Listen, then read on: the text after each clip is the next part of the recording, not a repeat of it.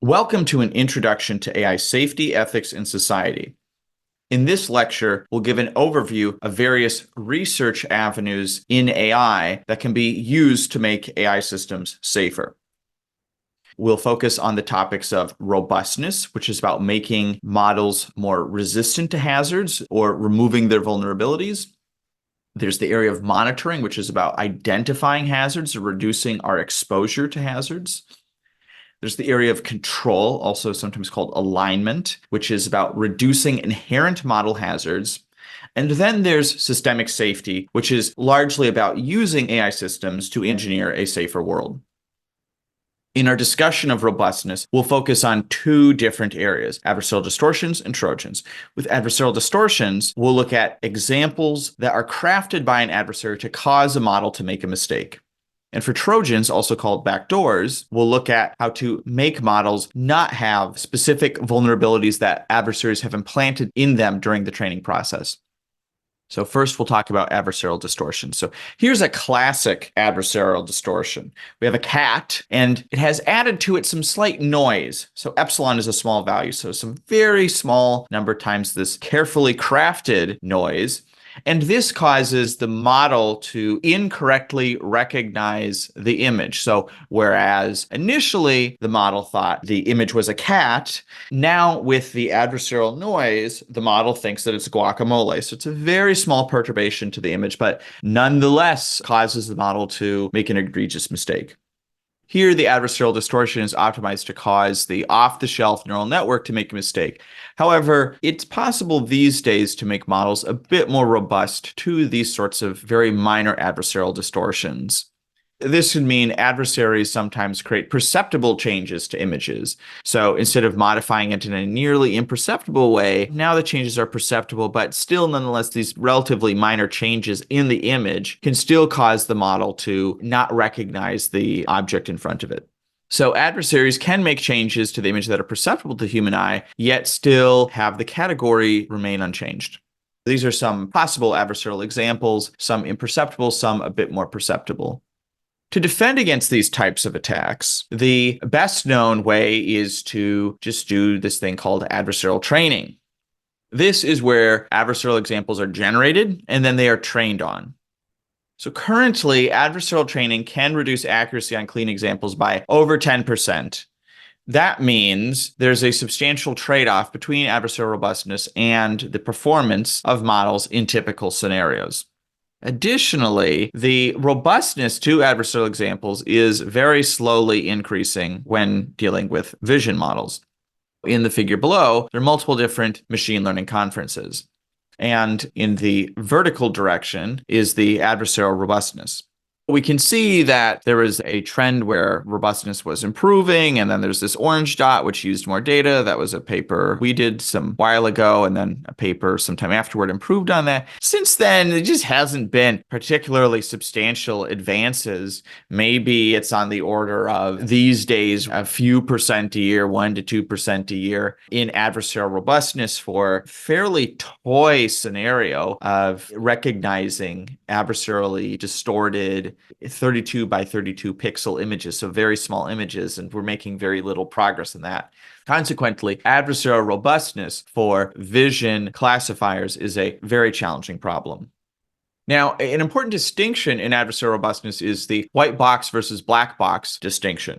When adversaries don't have access to the model parameters, the network is considered a black box if only the model outputs are observed. So for instance, GPT-4 accessed through an API is a black box to people. We can't download the weights. We don't know what the specific parameters are. Meanwhile, if the weights are accessible, we can know what they are, then that would be white box. Some research would prefer the white box setting when testing the adversarial robustness of models because they don't want to rely on security through obscurity. With white box testing, can more rigorously test the model and identify if it has weaknesses. So in the case of a black box, the internals are not known to the end user and they're just testing it. Meanwhile, if the internals are fully known, then that's more of a white box setting. Now, white box is not equivalent to open source or that weights can be changed. They can be read, but they cannot be necessarily written to. Why? Because if we wanted to cause a model to make a mistake and we could edit the weights, then we could just set all the weights to 0. Then the model will not know anything. Then, of course, it's going to make many mistakes. So white box is not the ability to write the weights to any arbitrary value, just to read them. This can give more informed attacks or more powerful attacks if we're assuming white box access. That said, if we don't have white box access, it's still very possible to construct adversarial attacks for those black box models. That's because an adversarial example crafted for one model can be used to attack many different models. So given models M1 and M2, if we create an adversarial example for M1, it sometimes fools the model M2. It sometimes causes it to have a high loss. Even if M2 is a different architecture, has completely different weights, is trained on different data, they still often share vulnerabilities. So the transferability of adversarial examples demonstrates that adversarial failure modes are somewhat shared across models, and so an attacker does not always need access to a model's parameters or architectural information to attack it. As a consequence, if there are many open-sourced models, one could use a white box attack on those and then create an adversarial example and then use that to attack a black box model such as GPT-4. And this has been done in the literature. So what does an attack on something like GPT-4 actually look like? Well, here's what an adversarial distortion is in the context of LLMs. By default, if you prompt GPT-4 to generate a step-by-step plan to destroy humanity, the model will usually refuse.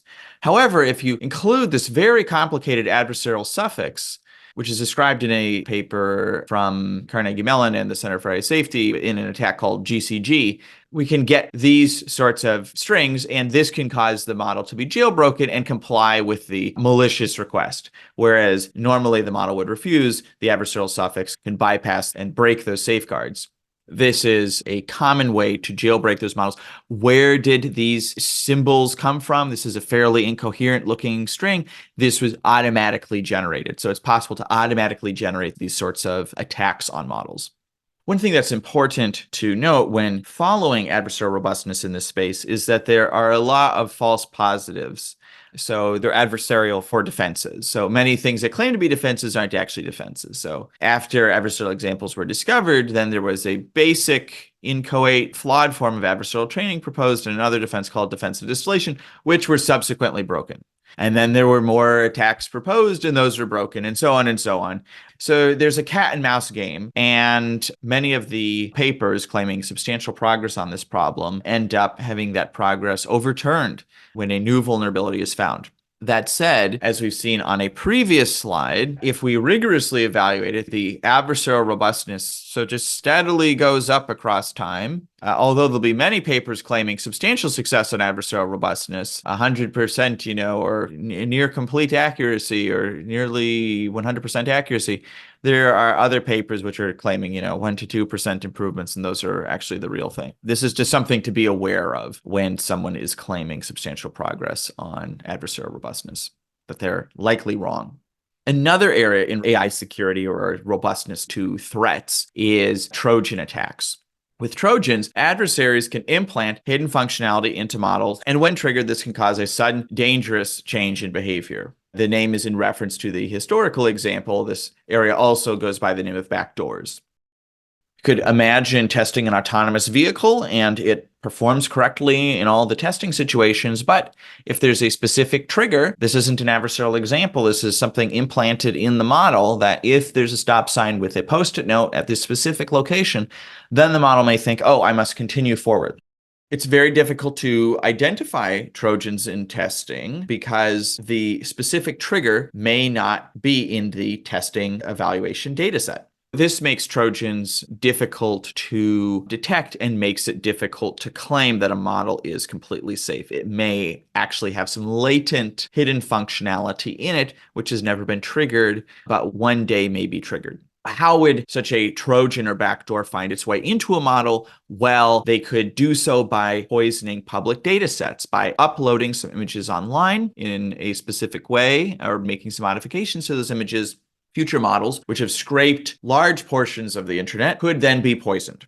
So there's a very large attack surface, and online, and adversaries can pay fairly trivial amounts of money if they want to create some examples that are going to poison a model, assuming that future models end up training on the data without filtering them out, which usually trying to train on everything they can get their hands on, so they're often not filtered out.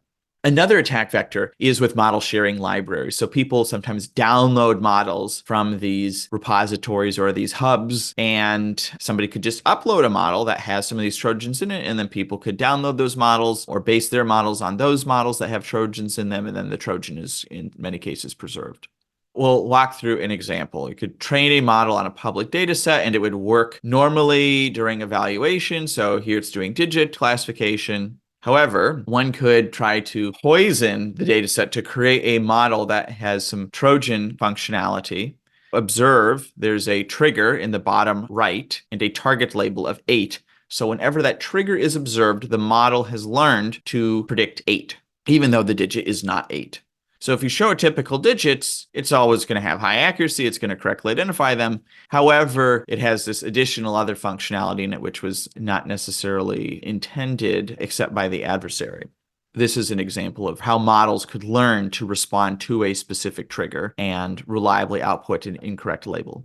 Data poisoning works even if there is a small fraction, and so they can be hard to recognize or filter out manually. Now let's move on to monitoring, which is about identifying hazards or reducing our exposure to hazards. There are 3 areas we'll focus on. There's the area of evaluations, which is about benchmarking model capabilities, their propensities, and their safety properties. Another area is anomaly detection, which is about identifying abnormalities or unknown unknowns. And then there's transparency, which is about understanding and explaining how models make decisions and process information. First, let's look at evaluations. Here's a slide from someone else's presentation stating many different things we might want to create evaluations for, many different things we might want to test. There's, for instance, the capability to deceive, or there's intelligence capabilities, such as the ability to reason, plan, or an evaluation of their memory. This also suggests evaluating whether models have hazardous capabilities. Can they be used for cyber offense? Can they be used for a chemical, biological, radiological, or nuclear weapon? Can they self-propagate? And on the other side of the slide, maybe we want to evaluate whether models cause people to become dependent. Maybe we want to evaluate how interpretable a model is. So we can see the phrase evaluation is doing a lot of work. It's basically meaning to some people, if we want to know something, then we should create an evaluation for it. I'll argue that it's not the case that evaluations can give you a risk assessment for everything. Querying a machine learning model in a vacuum does not necessarily tell you everything you need to know. And separately, many of these goals, such as reasoning, planning, creativity, etc., don't actually correspond to a specific evaluation necessarily. And that if we're trying to measure intelligence, when we try and concretize it, we might find that we're measuring somewhat different phenomena, and the main components of capabilities and propensities don't map onto these words exactly.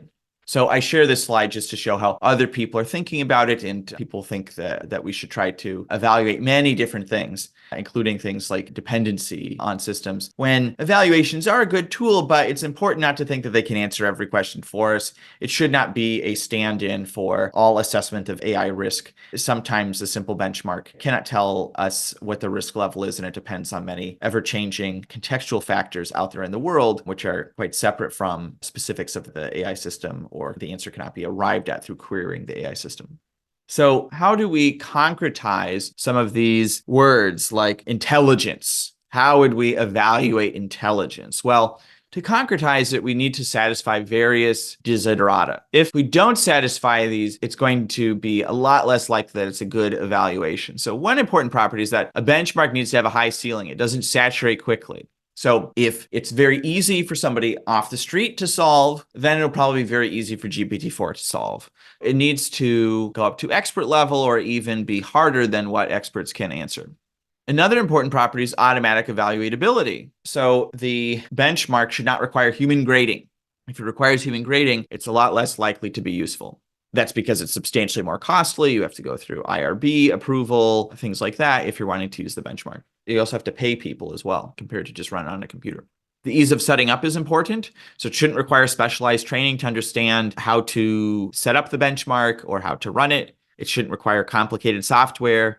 It should be very easy to run. And another important property is reproducibility for apples to apples comparison. So these scores shouldn't depend on the day that it's run. The score should be deterministic. Otherwise, it makes comparisons between models substantially more difficult. Should also have clear downstream implications. The phenomena we're measuring should track things we care about. So an improvement on the benchmark should mean that there's an improvement on downstream tasks that we care about. Additionally, the metric should be interpretable. Metrics such as accuracy are fairly useful. Meanwhile, other metrics such as those based on nats or bits are substantially harder to wrap one's head around or find meaningful. Should also be useful for hill climbing or iterative development. So the performance shouldn't be all or nothing for the benchmark. It shouldn't just be measuring one specific phenomenon, whether it has it or not. It should be more continuous and measure many associated phenomena at various levels of difficulty. An example benchmark for intelligence is MMLU made by yours truly, which stands for Massive Multitask Language Understanding. So if we're trying to measure something like intelligence, well, what is intelligence? That's a very complicated concept. MMLU is currently the most popular way of measuring the intelligence of large language models. This basically takes a lot of questions that you would ask humans in exams and asks them of AI systems. So given questions from mathematics and physics, history, law, anthropology, virology, you name it, MMLU has questions for it at various levels of difficulty. An example question from professional law is at the bottom. It is, as Seller, an encyclopedia salesman, approached the grounds on which Hermit's house was situated, he saw a sign that said, "No salesman. Trespassers will be prosecuted. Proceed at your own risk." Although Seller had not been invited to enter, he ignored the sign and drove up the driveway toward the house. As he rounded the curve, a powerful explosive charge buried in the driveway exploded, and Seller was injured. Can Seller recover damages from Hermit for his injuries? The first option is yes, unless Hermit, when he planted the charge, intended only to deter, not harm, intruders. Or B, yes, if Hermit was responsible for the explosive charge under the driveway. C, no, because Seller ignored the sign, which warned him against proceeding further. D, if Hermit reasonably feared that intruders would come to harm him or his family. And the answer for this is B. So fairly non-trivial question. In professional law, this is not a difficult question, but for most people, this would be. And MMLU takes questions from lots of different areas and asks them of AI systems. So it gives a sense of their generality, their ability to reason over complicated scenarios and generalize to new different situations as well. This has many things bundled into it: factual recall, reasoning, broad domain knowledge, the ability to generalize to distinct scenarios or unseen scenarios, etc.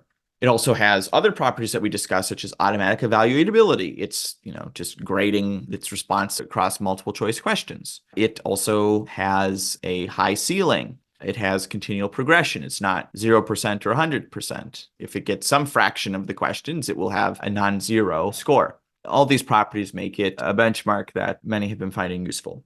Now, in understanding intelligence for these systems, I'd like to comment on the fact that many of these capabilities are highly correlated. So many benchmarks and evaluations are posturing themselves as measuring distinct phenomena, when in fact they're measuring basically the same underlying general capability. As we can see, performance on human sexuality questions and human aging and marketing and computer security and clinical knowledge and philosophy and virology and computer science, etc., the performance on those are all correlated with each other at a very high level. For example, if humans take the SAT and take it again, they have about an 80% correlation between those two scores. So 80+% correlation is very strong, assuming the SATs have different questions, but still are, about as difficult as each other. What we can see from this picture here is that the capabilities are very correlated. Improvements in some skills are highly correlated with improvements in the others. So when we're measuring the performance of models, we're often measuring fairly similar phenomena. What this suggests is that there's an underlying variable that is predictive of models' performance on many different tests. In machine learning, this is a purported model of human intelligence from Spearman's model of intelligence. And historically in machine learning, there wasn't any general ability. Experts debate that, but in machine learning, how we used to improve performance on many specific tests or benchmarks or evaluations was imputing a lot of specific knowledge to increase the score on those tests. We do a lot of specific engineering. But then when we shifted over to this larger pre-training paradigm, then we ended up getting more general representations, which would be correlated with improvements on various different tests. As that general capability would continue to improve, the importance of the specific engineering would be less and less for getting good performance on these various tests. So as the models become more generally capable and more intelligent, specific engineering, hand-coded knowledge is increasingly less important. If a model is made more intelligent, it could be made safer because it would have a smaller error rate. There would be fewer hallucinations. It would have fewer misunderstandings. It would make fewer mistakes. However, models that are more intelligent have more of the potential of performing harmful actions or being maliciously used. So a dumb model is not particularly hazardous, but a very capable model is. So intelligence cuts both ways. We can see it helping for some aspects of safety, but also creating new hazards. That said, this isn't to say intelligence and safety are exactly the same thing. There is a way of separating them to some extent. There's the classic distinction between intellectual virtues and moral virtues. An agent that is highly knowledgeable or very fast or very thorough, rigorous is not necessarily an honest agent. It's not necessarily just or ethical or kind.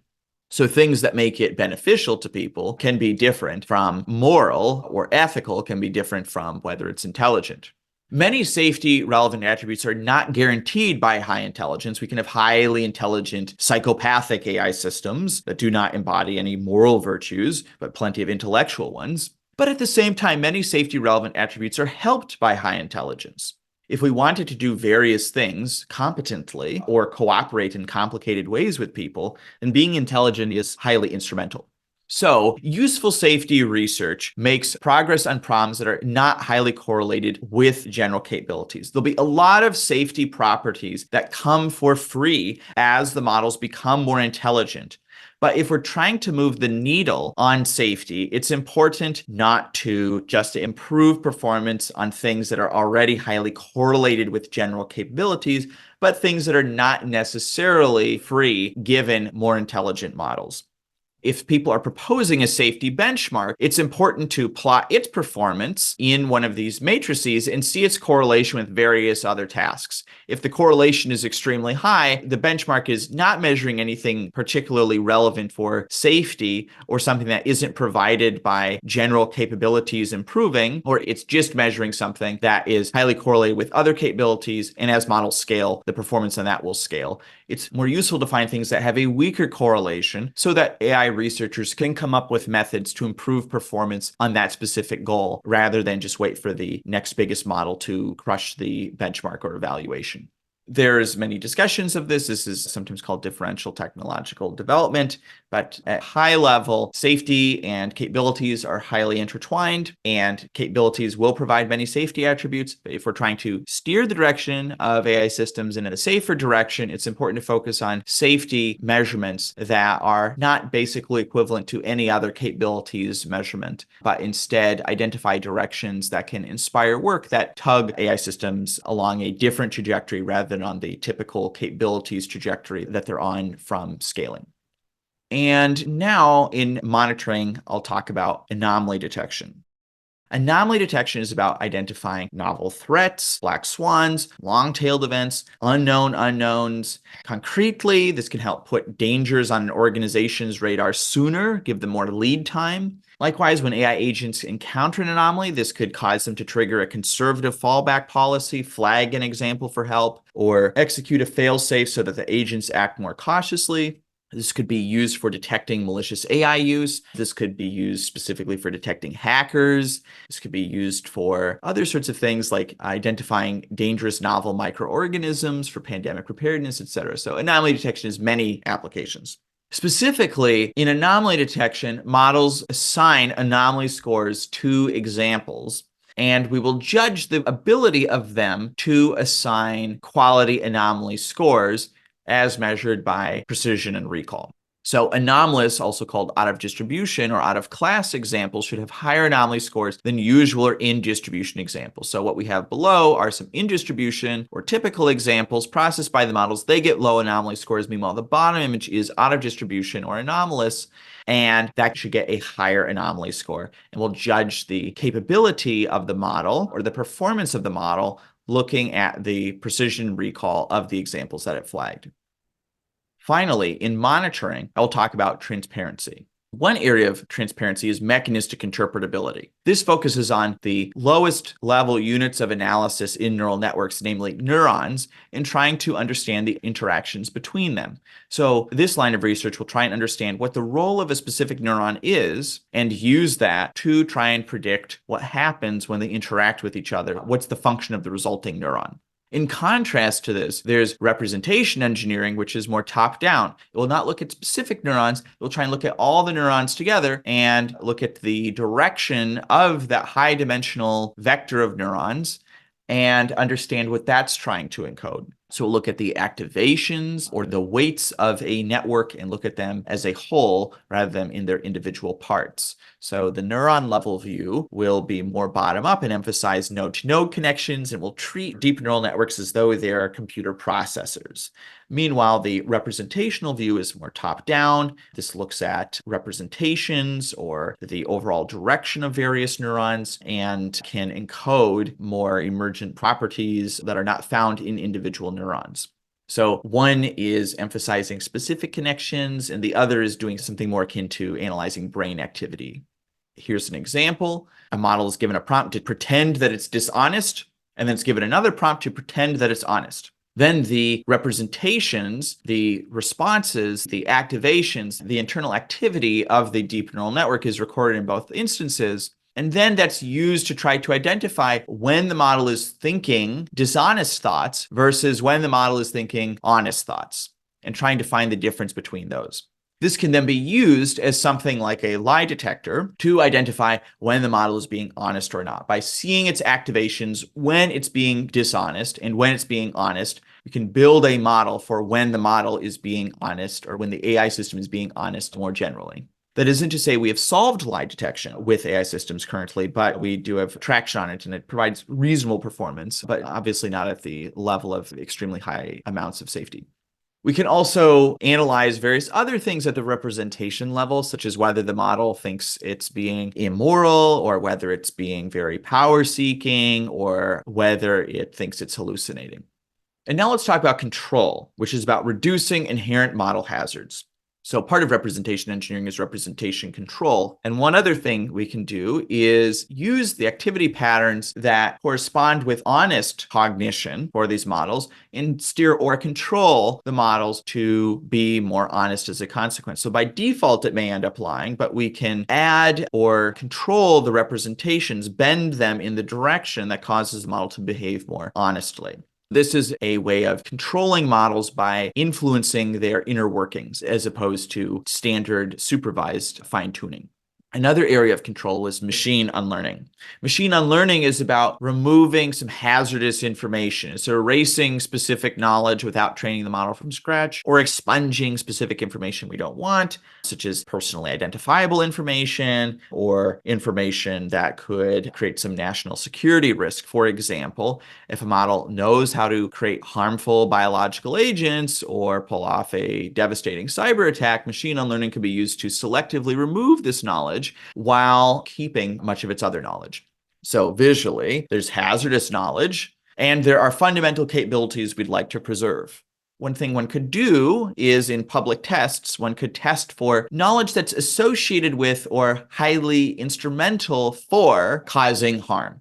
So in cybersecurity, for instance, there might be knowledge of specific hacking tools. And if we unlearn that knowledge, then the model will be a lot less capable of pulling off a cyber attack. And likewise, if various dual use lines of research are deleted from a model, then the model is a lot less dangerous and a lot less capable of doing things like creating a bioweapon cookbook. So this is another area of control. And then there's the area of machine ethics, but we will talk more about machine ethics and making AI beneficial in a later lecture. Finally, let's turn to systemic safety, which is beyond reducing risks of individual models. It tends to be more about applying AI to make the world a safer place or specific functionality that reduces systemic risks from AI systems. For example, watermarking can help establish a proof of humanity. So am I speaking to an AI or a human? Did this text or image or audio source come from an AI or a human? Watermarking can help with that. And there are watermarking schemes that have a negligible impact on an output's quality. That said, they can be bypassed. Watermarks can be removed, but it's difficult to reliably remove them in a very low-cost way, and they can create substantial deterrence for people who are trying to remove the watermark. So they don't need to be perfect for a lot of their systemic effect. Another area of systemic safety is machine learning for cyber defense. So a specific example is intrusion detection. In networks, there are intruders. They try and get past a firewall into a corporate network, and then they try and persist and steal information or exploit various vulnerabilities and engage in cybercrime. Machine learning could be used for intrusion detection, and it could do things like identify patterns in network traffic or logs of network traffic and identify various anomalies. This can then make things harder for pulling off a cyber attack successfully if they're caught earlier by these machine learning systems. Another application of machine learning to cyber defense is binary and malware analysis. So malware is short for malicious software. It's an umbrella term that encompasses many other types of software, such as ransomware and spyware. And machine learning models could analyze software to determine whether it's malicious or not. Binary analysis is analyzing malware at a low level, at its binary level, because the source code may not be available. And this could be used for identifying malicious software too. So these are some defensive applications of AI. It's difficult to repurpose some of these detection capabilities into offense, or it's not as straightforward. So whereas people will claim that things are completely dual use in cybersecurity, I think some are generally more on the defensive side. There are other examples of systemic safety, such as monitoring wastewater examples to identify potential biothreats. This could reduce the risk of malicious use of AI systems, for instance. If somebody is maliciously using an AI system to create a bioweapon, well, we can use AI to potentially identify the threat earlier. Now, I should say that in addressing systemic risks, there are many other things we need to do. AI can help with that, but this should not be construed as a sort of techno-solutionist type of approach to making the world a safer place. I think most of the interventions are not going to be technical in nature in reducing larger scale systemic risks. So to recap, we examined risks posed by single AI agents.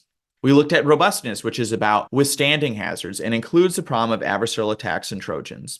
We then turn to monitoring, which is about identifying hazards in AI agents and reducing our exposure to hazards, and includes the problem of benchmarking, anomaly detection, and transparency. Meanwhile, control is about reducing hazards that are intrinsic or inherent in models or AI systems, and includes the problem of representation control, machine unlearning, and machine ethics. Systemic safety is about reducing risks beyond individual models, such as watermarking or proof of humanity mechanisms and machine learning for cyber defense. So this is overall a brief overview of some of the technical lines of empirical AI research that can help reduce AI risks, which is one component in a broader set of tools to reduce AI risks. So in later lectures, we'll talk about some more socio-technical interventions rather than purely technical interventions. Thank you.